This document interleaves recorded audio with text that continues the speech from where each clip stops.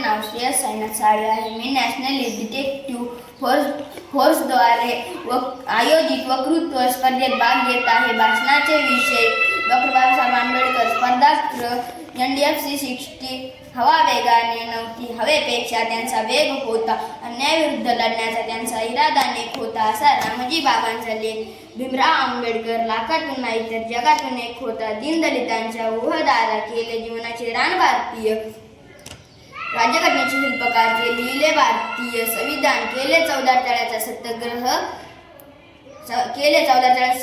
मनुस्मृतीचे केले दहन. अशा या मानवाला करतो मी नमन. स्वतंत्र भारताचे पहिले कायदेमंत्री. दीनदलितांच्या जीवनाला जखडलेल्या गुलामगिरीच्या शृंखला तोडणारा महायोद्ध. उपेक्षित जीवनामध्ये अस्मितेचे ज्योत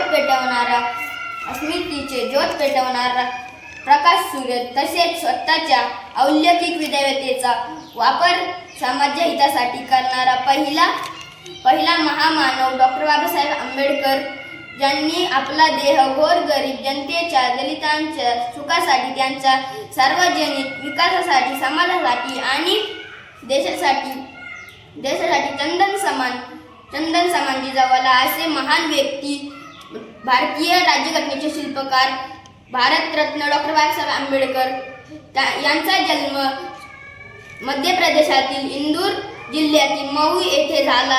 14 एप्रिल 1891 साली वडील रामजी आंबेडकर व आई भीमाई आंबेडकर यांच्या पोटी झाला. यांचे नाव भीमा ठेवण्यात आले.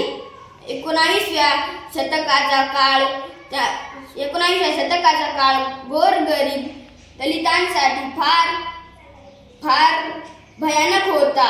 अस्पृश्यांना सार्वजनिक पाण्यावठ्यावर पाणी भरू दिले जात नव्हते. धार्मिक मंदिरामध्ये प्रवेश दिला जात नव्हता, कारण जातीभेदाचे वारे दूरवर पसरलेले होते.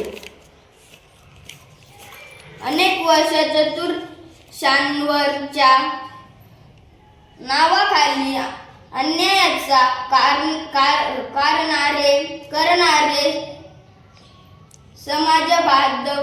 समाजबांधव, ज्यांना खायला भाकरी, प्यायला पाणी आणि चालायला रस्ता मिळेल सुद्धा कठीण होते, अशा दलितांच्या व्यथा जाणून त्यांचे अश्रू पुसण्याचे व त्यांना जगण्याचा अधिकार मिळवून देण्याचे कार्य डॉक्टर बाबासाहेब आंबेडकर केले होते.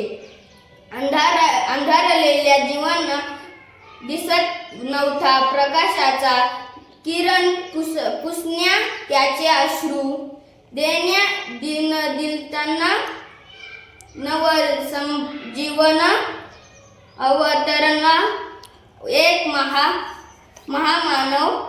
जय हिंद.